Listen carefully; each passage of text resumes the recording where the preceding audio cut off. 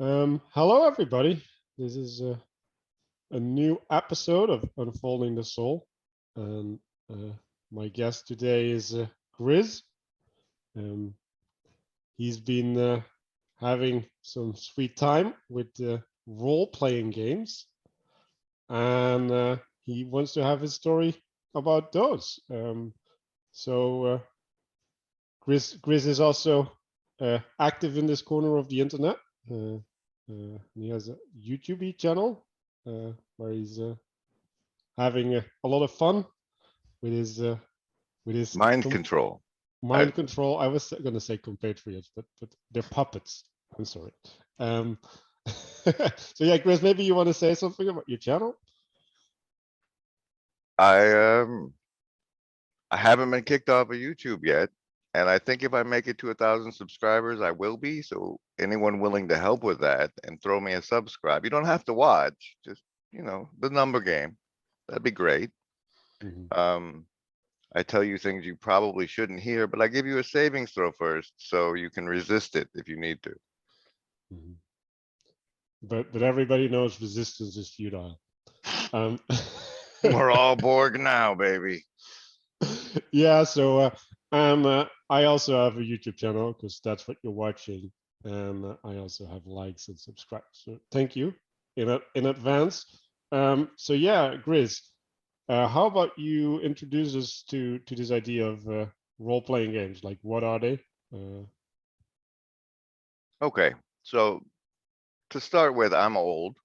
So like people that have grown up with the internet may or may not know this, unless they'll know if because they watch Stranger Things, I'm sure.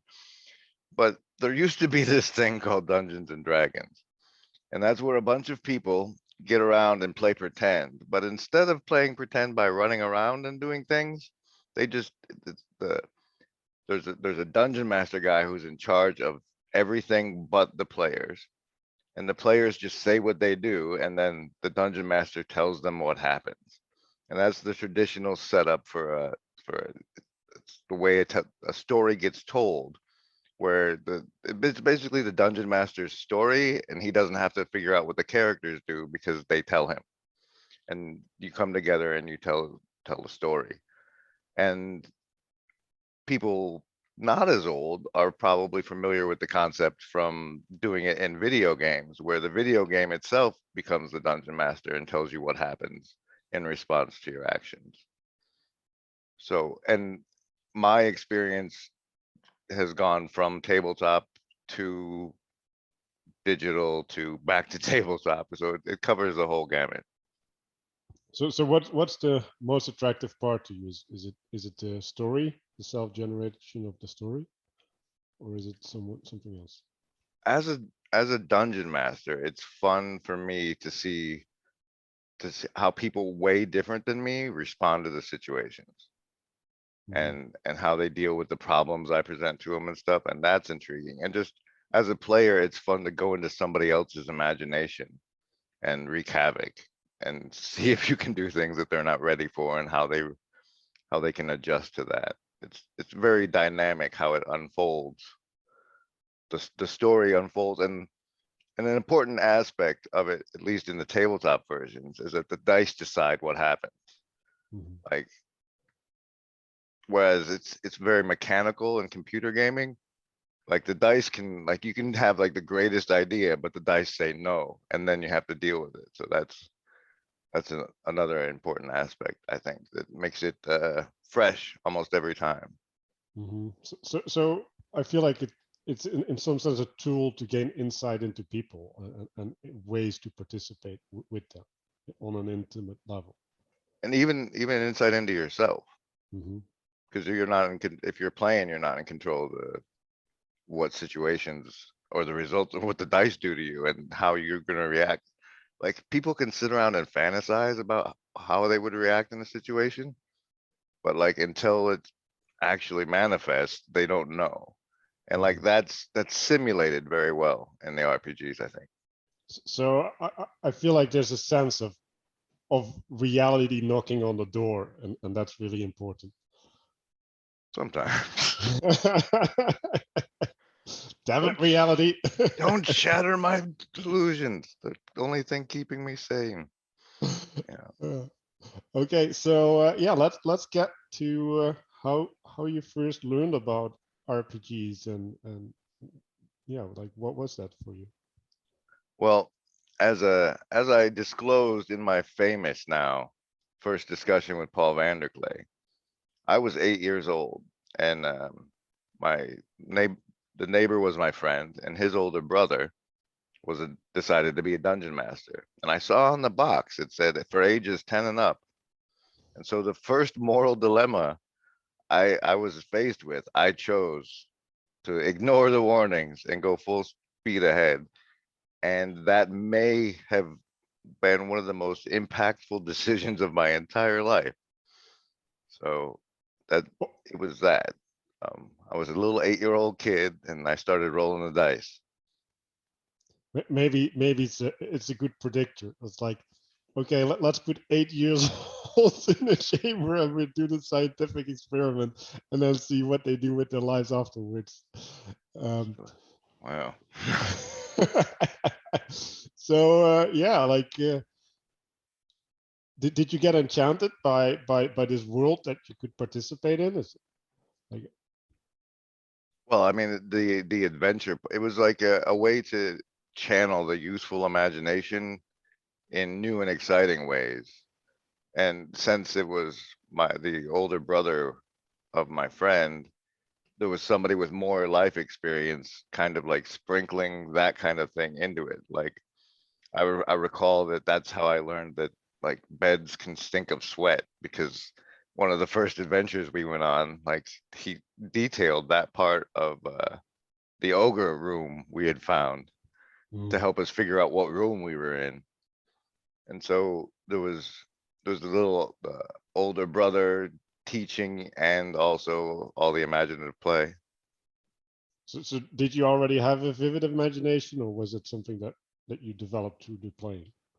I I can't compare mine to anybody else's. It may be dull compared to other people's, but um I do like I recall also once when we were little kids we had to fight a dragon, and for him to communicate to us what we were facing, like pointed to the power lines ahead and he said, "It's about that tall."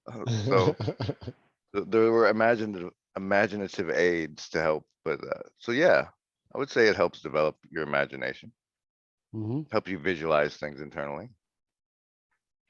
Okay, so is this the thing that you kept doing like throughout your youth? Like, Um, that game fell apart when I had to move to Hawaii when I was 9, hmm and there was a little bit of a Tolkien had there was a role playing game based in Tolkien's world that I dabbled with a little bit there, but until after Hawaii, I got to Oklahoma, I didn't really get back into gaming. hmm And then, but when I did, it was how I established friends in the new location. I found a group to game with, and so it weighed in that way. so it was your social outlet. So can you have a story about how that worked for you? Like how do you connect with people through a game? Ooh, well, it's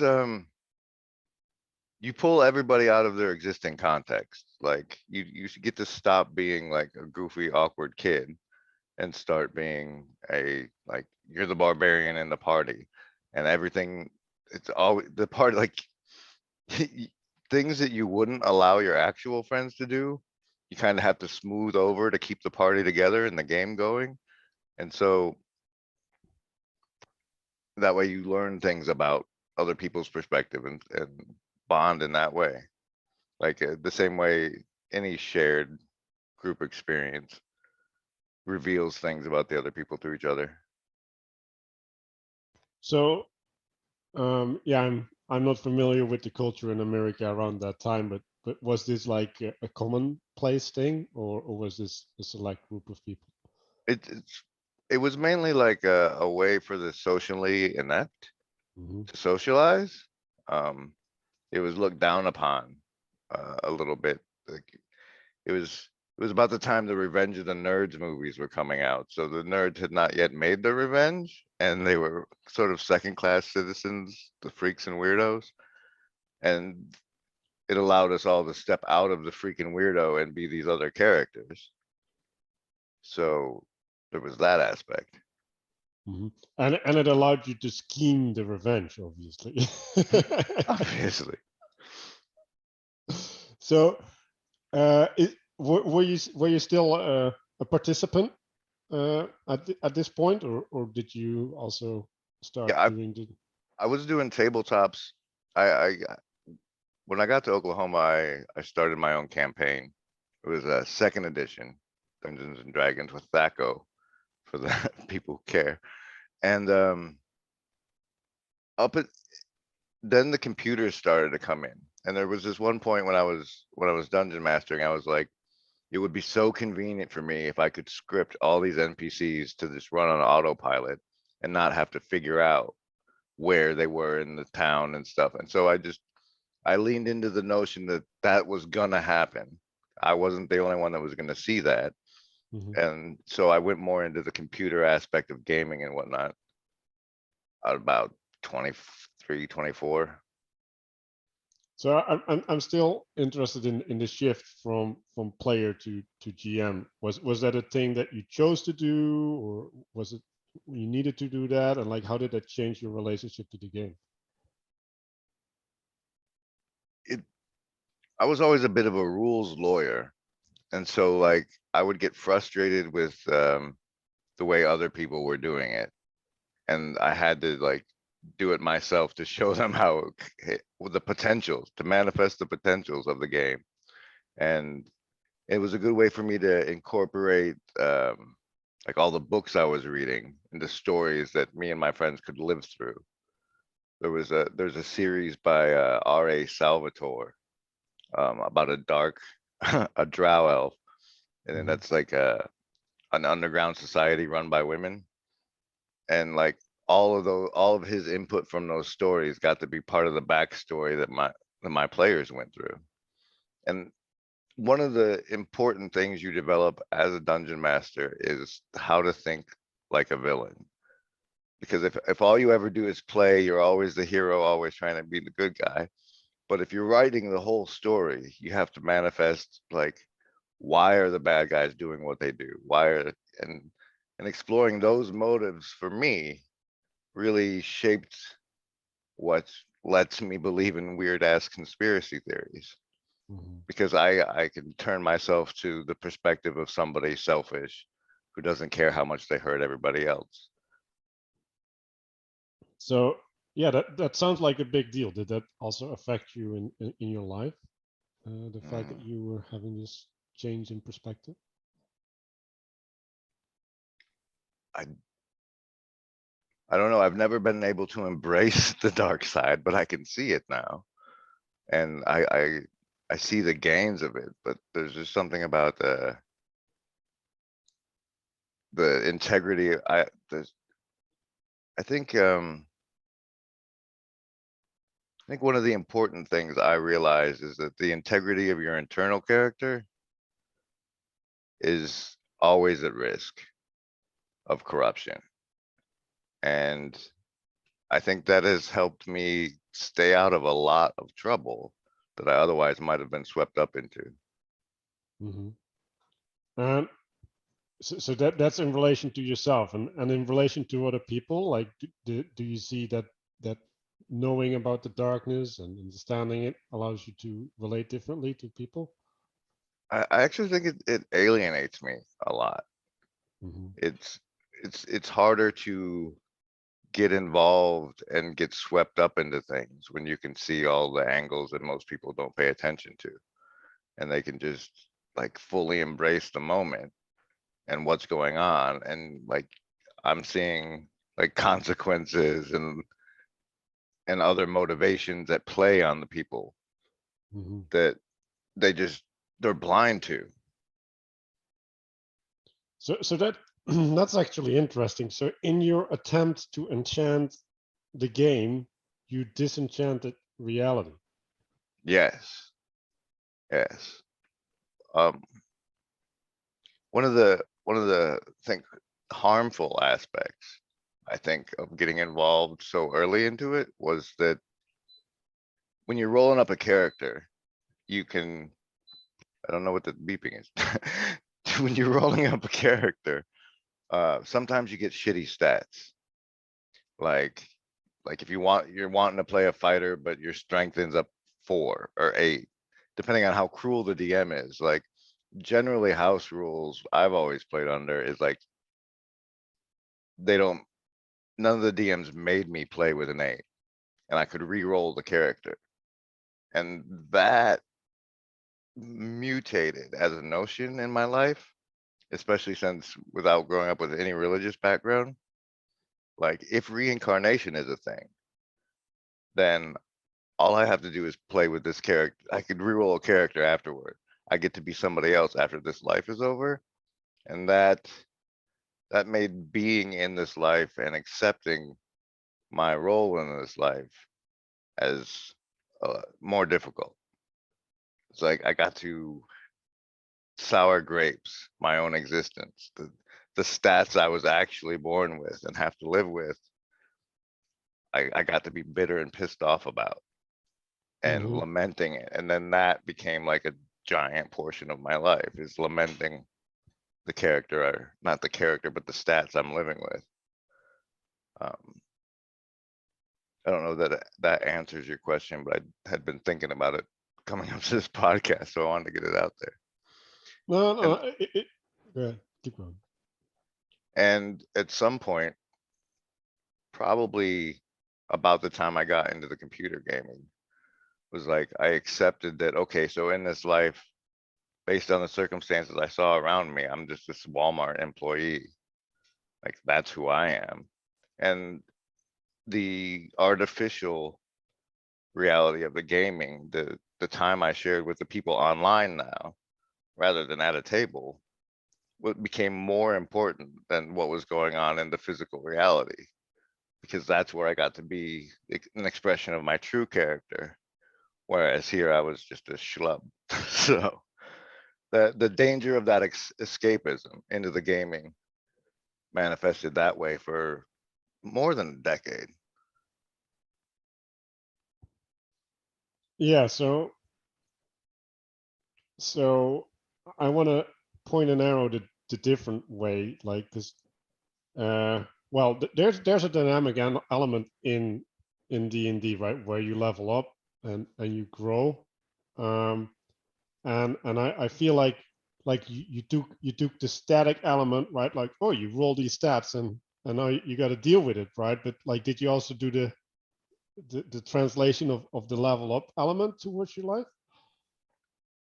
Not in physical reality, because like as I was coming of age, entertainment and work began to commingle. Like you could get a job entertaining people with like programming computer games and whatnot. Helping people distract themselves from reality became a profession.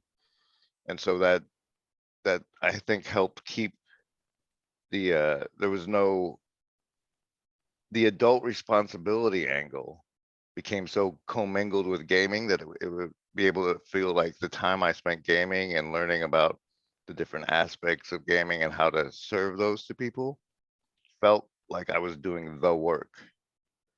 And I might still be doing that's like the way the reality is played out, that's still true, or even more true now that like building virtual worlds for people is gainful employment. Mm-hmm. Yeah, and I was thinking about how you live your life now, right? Because in some sense it's still true, right? Like you're still building a world, although the world is now no longer in a game. Yeah, see, now I'm stretching I'm trying to stretch reality into like, okay, so you have to NPC for so much of your life just to get by. That's the cost of living. But now you can LARP something else on the side, and that can become more important. But it doesn't have to be held in a game. You can LARP it outside in reality. Um, I think it was back in 2015 or so we ended up playing at the back of playing tabletop gaming again at the back of a radio station. And it doesn't always have to be swords and sorcerers. You can do like cyberpunk or superheroes or whatever. There's all kinds of different realities you can explore. And we ended up playing this space game this guy made up. And there was this moment where like we had just finished this big mission. And so the crew had decided what to do. We decided to go to a pleasure planet. And the notion that maybe that's what this planet was meant to be, and that it's been skewed somehow, that we've all been enslaved and stuff, that really impacted the potentials that we could manifest on this planet if we would play a different game. It's like I was born and we were all raised up into this basically really intense version of Monopoly. But collectively, we could decide to play a new game somehow. And that's kind of the thrust I'm going with the whole LARPgate project I have going on over at the channel. Mm-hmm.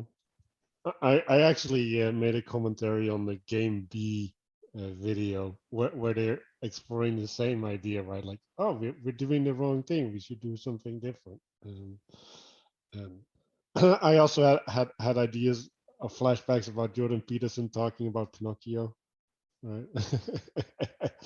So yeah, like those ideas are really alive for people throughout times.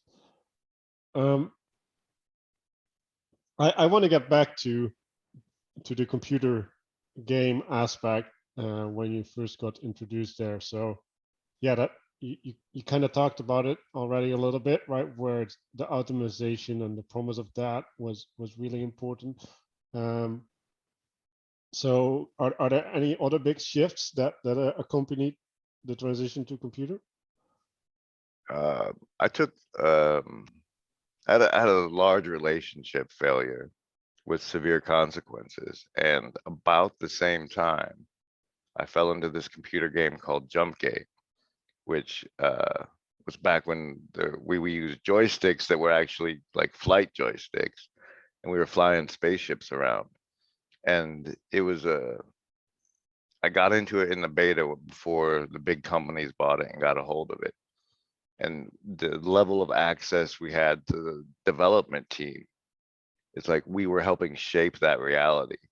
And then for the next 12 years, I tried to make that game a success. There was a lot of, on the reality side, there was a lot of hardship and stuff that was a lot of difficulties. And so it was always trying to get people in and get people entertained. And it felt like I said, doing the work of what it takes to build a world that people can share deep, meaningful experiences with. And I didn't get out of that until like probably 2011. So it was like my reality went on pause. My leveling up in reality basically went on pause. But I was learning about online communities and those sort of things that are technically applicable. But essentially I retreated from life into the screen. And so like my social skills in reality are still very low level. Mm-hmm. So there's this element where yeah, you had social skills in some sense when you're in person participating, but like how does the social aspect work when you're behind a computer? Well, it's context. Because like going into if you go to a party or go where people are doing real life people things, you have nothing.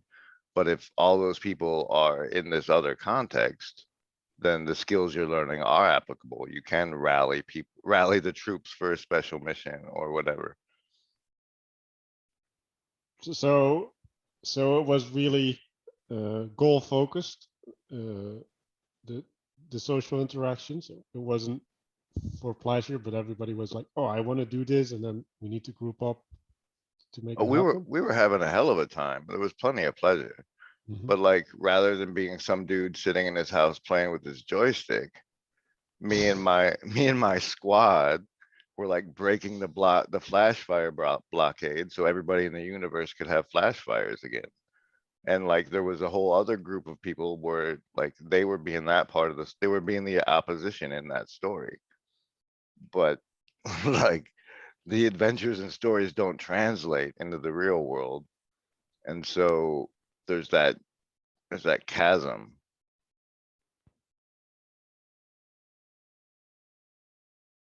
Yeah, I've had my own experience with online communities and participating.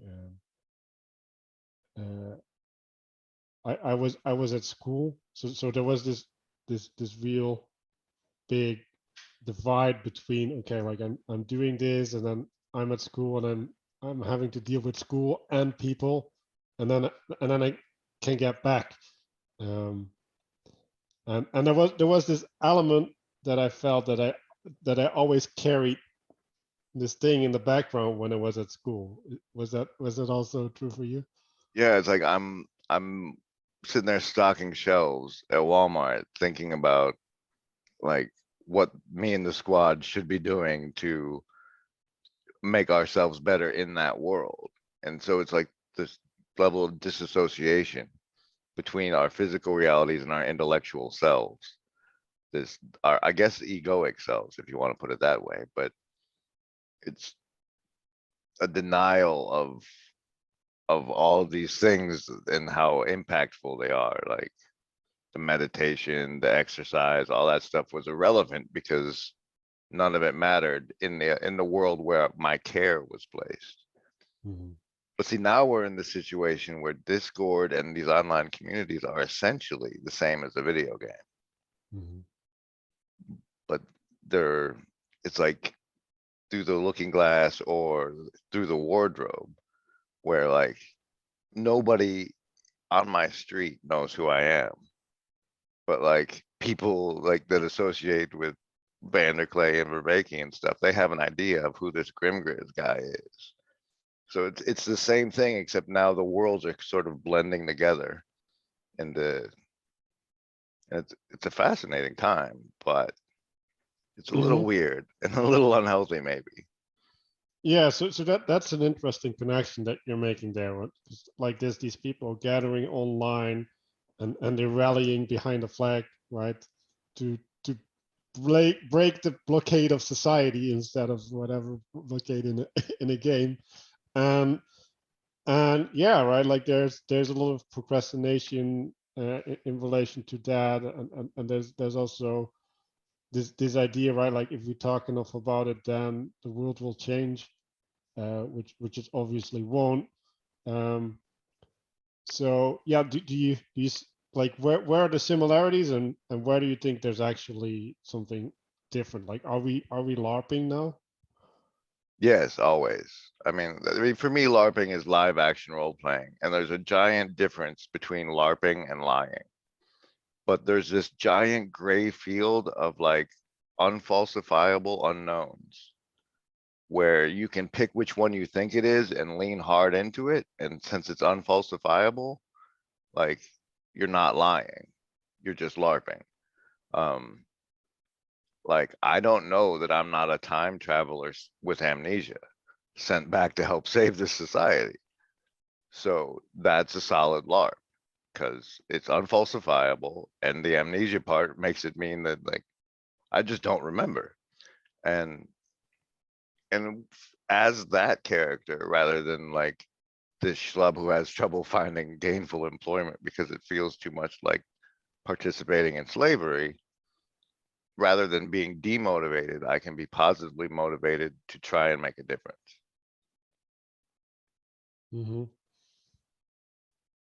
So yeah, I wanna go back to your life story. So we're now gaming online. We're disassociating from reality. We're focusing the attention on the game over what's actually happening. Um, so was there at any point a significant shift in that attitude? The game that I'd been trying to keep alive for over a decade finally got so, uh, I think they actually, it had, the company who was paying for it while they tried to develop the sequel cashed out and collapsed. And so that basically was dead to me now. And I was left looking for a game. And since I had moved to Portland, Oregon at the time, I decided that, maybe Craigslist was a game I could play. And so I started having fun with that game instead. And that pushed me a lot back more into reality. And so finally, when I was near 30, I started having the experience that had been, I guess, the normalized version of happened in the 20s for the people around me.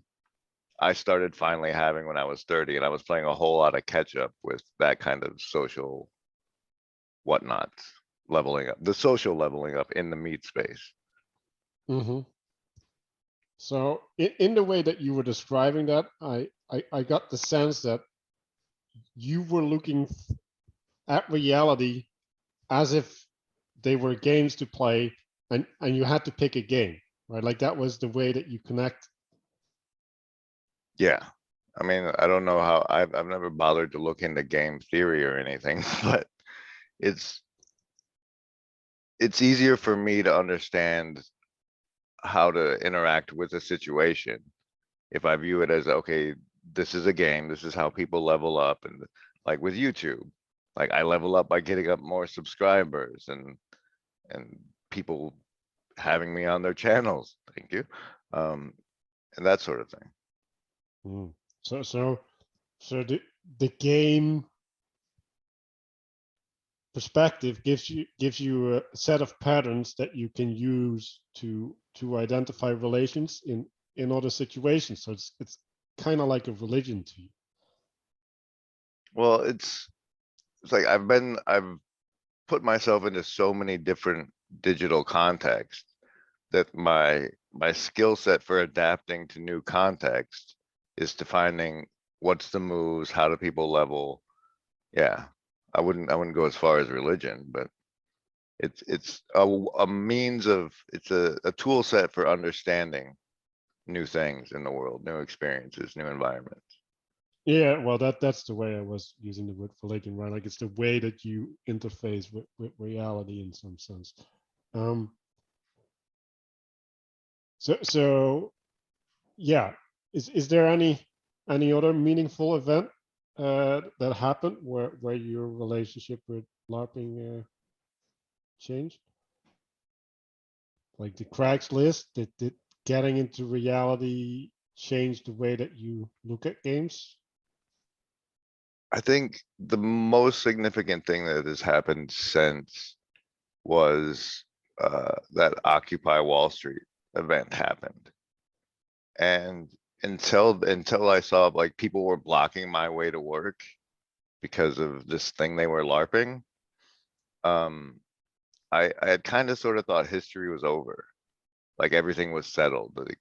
Like the powers that be were in charge of things and this was how it was going to be. Nothing could really change. You couldn't make any difference. You were just an NPC. So entertain yourself however you want.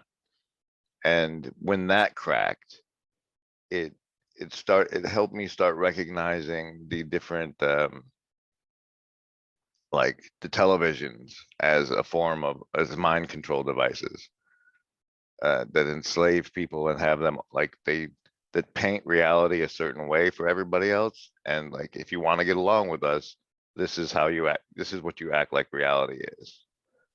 And the shift of like recognizing that as more of a spell and Mm. an untruth than like just taking it as it was fed to me as this is normal, this is what we think, this is it. Like it broke me out of that a little bit. And then I don't know, things went downhill from there as far as agreeing with what society thinks things are and groping figuring out how how to exist alongside people who believe differently from me, that like saw reality in this fundamentally different way. It's like you can get through to people, but you have to get through the programming. So they even tell you it's regularly scheduled programming. We now return you to your programming. And like seeing those things, and then like the first thing I went through is after that was like I got to, oh my God, this great insight and revelation I've had. If more people had it, then things would change. And so you get into this like you can wake people up to what's really going on. But eventually you come to realize that it's a willful blindness, and spending your time trying to wake people up just ostracizes you to the herd. And then if you're ostracized from the herd, then nobody can hear you at all. Mhm. So Yeah, that's a rough place, right? Like when you see a thing and other people don't. Like that seems like a repeating pattern in your life, right? Where you're finding a way of engagement that other people don't have access to. So uh, so yeah, society plays a game, really complex game, and you're like, ah, I don't know about this, but do you have an alternative, or are you just in rebellion? I think the game right now is to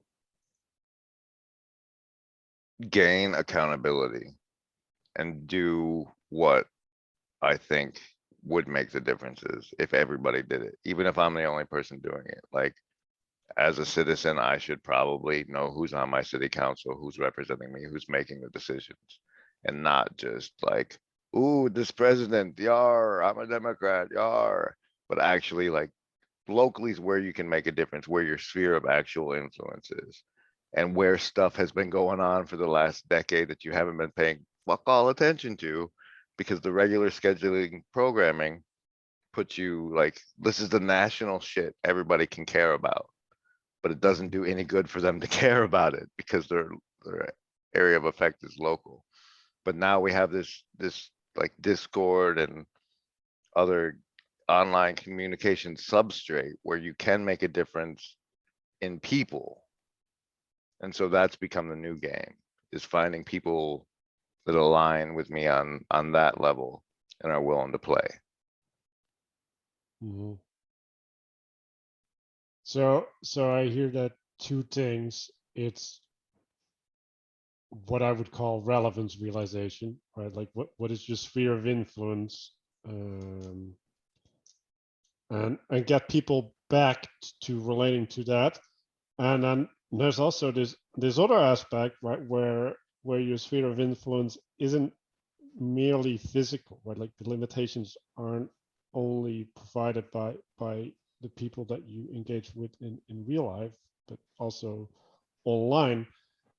Um, so so if we look at it as a game, right? Like what would be the rules of this game? The rules are you don't get to know the rules.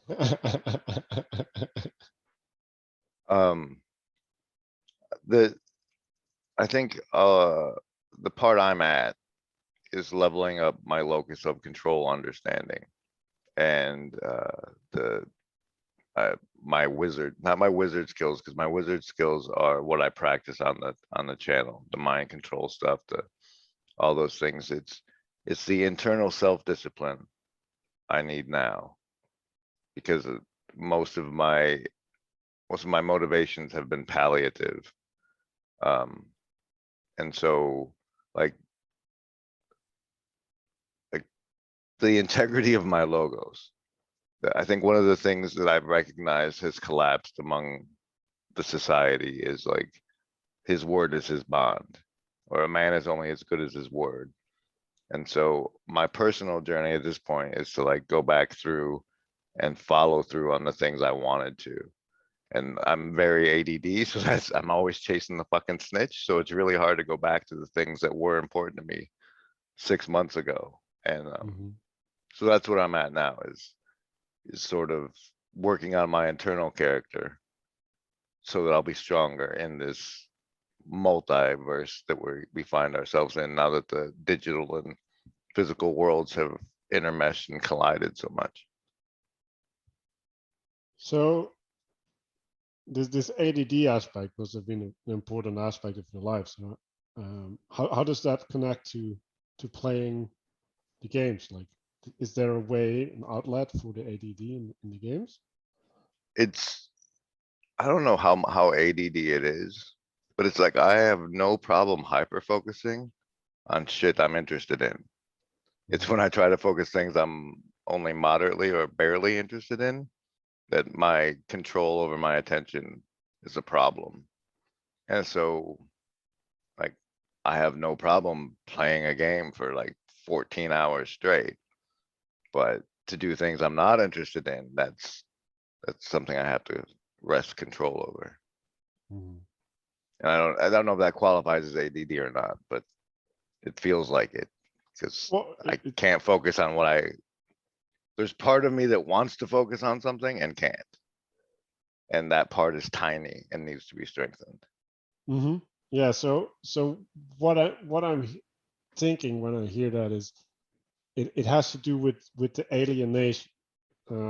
So when you're alienated, you don't have the capacity to have an intimate relationship with the thing that you're alienated from, right? So what it would require is for you to find a way to be intimate, right, or to see the value in the activity that you're doing, um, outside of the frame that you're currently in, right? And I think using the framework of a game has allowed you to interface with certain aspects of reality with that intimacy, right? Um, so I guess I get the sense that where you want to go is to define and find different methods of connecting apart from this single aspect that you've developed mostly throughout your life. Does that resonate? And unless I can get everybody else to play. If everybody else comes through the LARP gate, then I don't have to change like Yeah, the way that I would be interface with the nice. world. Let everybody else change. I want to be the same. You guys should roll characters. This is good times. We can change things. No rerolls. Okay. So yeah, we're at um, these crazy hippies bugging Wall Street. So are we? Is there any other major change happening? I think moving into this Discord space has definitely been a big change for you. It's interesting because I don't really remember what I was doing with my time before the whole Discord scene. It's like, and like they're China, just so everybody knows. Um, like all your thought product is going straight to China. No, yeah, when the mask when everybody started LARPing the mask situation, I Mm. lost a whole lot of hope.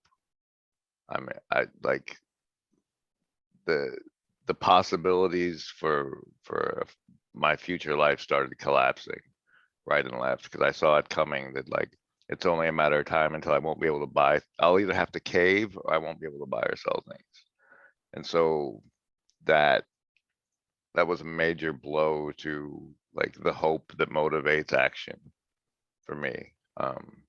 And I'm still in recovery from that injury, I think. Like it looks like things have been lightening up, but the way conditioning works is usually on and off and on again. So I'm waiting for the other foot to come back down. Um, that's going on too, and I figure probably the time to get my internal locus of control and discipline down before the next foot drops again. So do you think um, participating on Discord is a way to cope with that, or was it already happening before that? I don't really participate in Discord compared to other people. Like I've I've subbed to things so I get notifications of Mhm. things I can participate in, but I don't hang out in Discord rooms hardly at all. And I know that that's a thing that people do. So that's a game I don't. I only sort of play. I do the chat game on Mhm. Discord, but it's I know there's a level of participation I can try that I haven't as far as that, even though I recognize it. It's like I see it as a side game where I could network some, but Yeah, you're doing live streams instead, right? So yeah, you're dragging it out into your realm, into your yeah, locus of control. it's like we're under constant surveillance anyway. Pretending we have privacy is we're just LARPing that we have privacy. So we might as well show everybody everything and hide in the flood of hide what truth you have in the flood of information so they can't find it, rather than like I'd flag yourself as somebody keeping secrets and doing secret things and make them interested. I just pull it out in public. So I get the sense that you're trying to GM life now, um, be the game master of your circle. I mean, what do you level up to? You know, you have to give yourself like, how can you tell somebody has mastered a thing because of what they're doing? And so this, what does mastery of it look like? Like leading, teaching, like I'm trying to summon a beholder, which is like a definite integration of Dungeons and Dragons and stuff. It's like I tweak the definition of a beholder because like in the game it's a monster with all these eye stalks, right? But to me, like as somebody who spends time watching crap on YouTube, I can be an eye stalk and you can be an eye stalk, and you and I are going to look at different things and watch different things. And if the information from those eyes goes into one big eye that projects it to everybody, then like what's projected is better than what I see and what you see, because it's what both people find important. And like if you can build one with 6 or 7 eye stalks, then rather than all these people being swept up watching what you're watching with you, we can all watch together, learn together, and level up together. And then maybe that's how we see what's going on with the egregore. So how's the beholder connected to your GMing? Are you just the keeper, or is there something else going It's like, you know, you summon a monster and then the monster does its own thing. on? Hmm. And I think we can summon one and see what happens. Um, but it's to me, it's still a method of leveling up. It's like it would level everybody who plays up.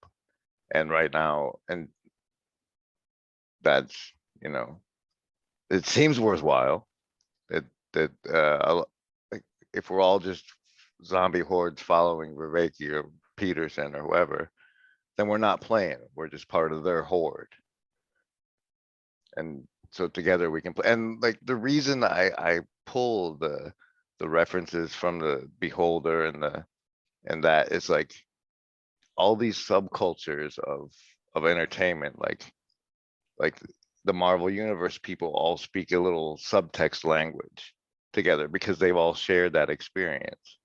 And so I'm trying to pull other game the for what it means to me gaming, you know, the D&D folk should be able to understand where I'm going faster than someone without that experience. So I'm sort of trying to find my tribe and communicate with my subculture a new game we can play together to with limited success, but you know, you got to level up. So, but I don't have a sense that you have a sense of where you're going with this beholder. Is this literally a monster that you summon, and then you're just assuming that the monster will bring good, or is are you actually aiming at something? I'm aiming at better information flow. Like I pointed at Vanderklay because he's already getting like people saying, "Hey, you should watch this. Hey, you should watch this," and like in the manifestation I see, that's filtered through the beholder. Like rather than each person saying, "Hey, Paul. Hey, Paul. Hey, Paul," like a group of people come together and pull like he should see this, yeah, yeah, and debate that amongst themselves and then feed it to him, and that would be kind of what the beholder would function if everybody played. So I now more get the sense of a body, and then there's a neck or something where there's this congress or this No, the elite. beholder has no neck. It's a giant eyeball. I know. I'm trying to get out of the beholder metaphor, damn it. Okay. We can bounce that. But the reason that I'm doing the neck is because it's a choke point, right? Like it's what connects the body to the head, where the speech is, the processing, right? Like the re-narrativization, right? So the head is leading, right? And then everything else is feeding in the leading thing, so that the leading thing can take care of what's feeding in. So and you're saying that at this choke point, right? Like the filter, you want to have like a group of people, like 7-8 people that filter this information. I think that if people like show and tell, and like I think because it's basically a lot of what we do on YouTube is show and tell, like as individuals, like that if we can start doing it as groups, then the quality of what gets showed and told goes up, and it levels up everybody who participates faster. Mm-hmm. Based on my understanding of the game mechanics. Yeah. I'm well, I'm also thinking in game mechanics, because I've done my share of gaming. Um, but I'm still struggling, right? Because when you have a game, you have a creator of the game, right? And the creator of the game has a set of intentions, and you can execute within the limits of the intentions, and you can have a game like Dark Souls where it's like, yeah, you got to get past this guy, or you can have a game like Minecraft, and like the world is open, but you still have to play within the rules, right? Um, and the way that you can find self-expression in these things is completely different. Um, so yeah, so I feel like you're pointing at the intellectual development, and in some sense, I think you want to cultivate some independent thought. Uh, so yeah, like what are the rules? Like like there needs to be some rule, some aim. So I think that like I can't figure out the GM's intention on my own, but if I can get people to bring in what their takes are, Mm-hmm. that together we can all get a better sense of what's going on and how to play, and what the mini boss that we're stuck on that we don't even know we're stuck on is. Uh, And but so I'm developing the skills to try to learn collaboratively with people. And so I guess I would say that I've taken what I've learned from role-playing games, and I'm now trying to apply it to turning this internet thing we all do together into a new sort of game we can play, where we can become an adventuring party rather than just a horde of the entertained. yeah. I am in full support of not going into the entertainment mode. Um, so yeah, we want to have things trickle back into reality, right? Because people need to get the gold from the mini boss, the dragon that's as high as the power lines. Yeah, absolutely. And then they need to spread the gold among their circle, right? Like their physical circle. So have you had any thought about that aspect? I don't have a physical circle. Yeah. I mean, the people I interact most with in meat space are the convenience store NPCs. Hmm. And like, I don't know, I've considered going to a church, but like their view of reality is so foreign to my own that it's like I can play along with their game, but I can't imagine them getting them to play mine. Whereas like everybody on these discords and in the audience base of these people is at least playing a similar game to the Hmm. one I'm playing already. And now that the meat space and digital spaces have integrated financially, Hmm. like I have a what I call a remarkably successful patron because somebody sees value in what I'm doing, at least at Hmm. some level. So me leveling that up to the point that meat space recognizes what I'm doing as valuable will then enable me to start working in meat space with people, Hmm. I think. You know, I'm a level 2 guy killing rats as far as that's concerned. So yeah, so it's interesting. So you're constructing this tower of dependency, right? Where the ground floor, and I'm also interested in how you're going to solve this problem, because like, isn't the ground floor still NPCs that suck in the information from the beholder?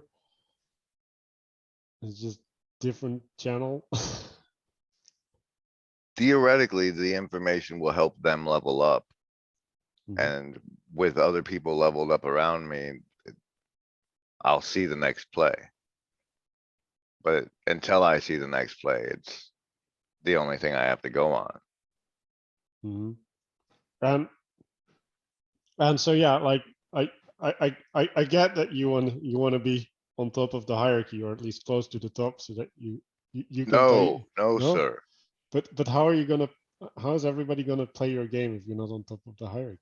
Like, then you have to play someone else's game. Yeah, I am but one of 12 monkeys. And once I find the troop, like people with more leadership skills, then Mhm. I can go into the service role of I see things that people don't. And I can bring that to the monkey troop who will, you know, something with it. I don't know yet. I'm still no, that's where I'm at. I'm lost in the sheep world, but Mhm. this is the the only path I see forward.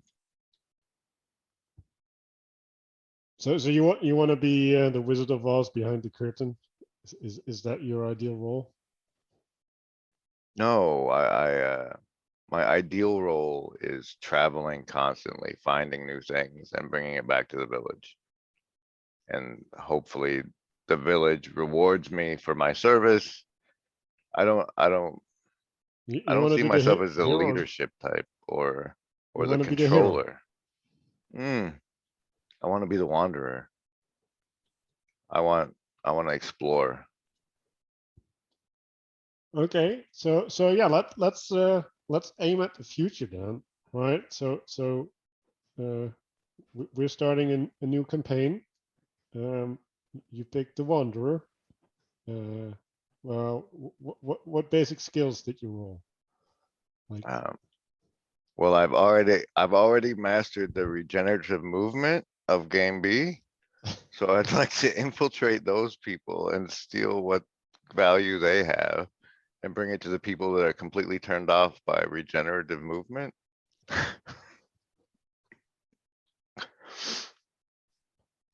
Come on, you could do some everybody, let's regenerative movement because we're playing game B now, baby. the the so so yeah, like, so what's the first encounter like for the Wanderer? Don't be so obviously off that people can't hear you. Like, Mhm. learn to tone down your excitement about things people don't understand and just be calm and wait for openings to say what you really think. Listening is a big part. So, Cause so there's a big mob in front of the wanderer, and they're all, tell me your stuff, and then the wanderer starts talking, and they're like, what the fuck? And then they start getting their pitchforks, and now the wanderer has to calm them down by being intelligible to them. no, it's more like a giant marketplace where people are fighting for the attention of other people. Mhm. And when you catch someone's attention, you have to provide enough value that, and without alarming them to the point they call the guards. So that's the delicate game. So you're like you're like a swindler, like, yeah. As long as you play my game with my rules, you'll get results. But if you step out, everything will collapse. It's like a house of cards. I don't see it that way, but maybe I'm not supposed to. Did you know that on my Discord, in the porch section, you can buy an EMF beanie? Call me a swindler. I'm making a plug.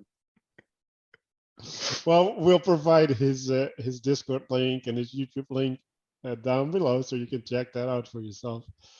Thanks, everybody. All right, Uh, I need to run away now. okay, yeah, you gotta to the end. So yeah, that's interesting, seeing the world through games. You can keep yourself up to date on his journey on Come his, play. yeah. Come play. I'm looking for players, man. He even lets you make save rolls if you're. You do get to have savings throws. It's good times. Well, thank you for being a wonderful guest, Chris. And Thank you for helping me explore these ideas in a way that might get across to somebody. yeah, I think this was actually intelligible to people. So I think you defeated your first monster. Hey, all right. Bye, See you, everybody. Thank Chris. you.